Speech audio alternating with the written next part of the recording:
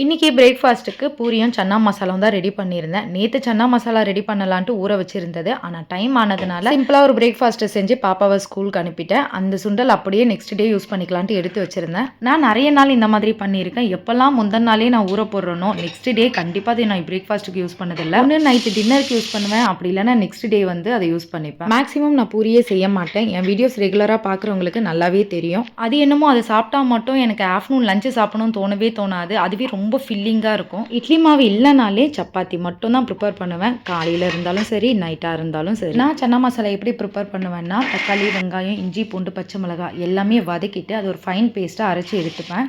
Next பேனில் volt spices add பண்ணிவிட்டு மஞ்சள் தூள், மிளகாய் தூள், தனியாத்தூள், கரம் மசாலா ஆட் பண்ணிவிட்டு இது கூடவே அரைச்சி வச்சிருக்க பேஸ்ட்டையும் சேர்த்துட்டு இப்போ வேக வச்சு வச்சிருக்க சுண்டலை முக்கால் பகுதியை சேர்த்துட்டு கொஞ்சமாக அரைச்சியும் சேர்த்துப்பேன். அப்போ தான் கிரேவி டெக்ஸ்சர் நல்லாயிருக்கும். ஃபைனலாக 1/4 ஸ்பூன் சர்க்கரை, கஸ்தூரி மெத்தி, பட்டர் போட்டு இறக்கிடலாம்.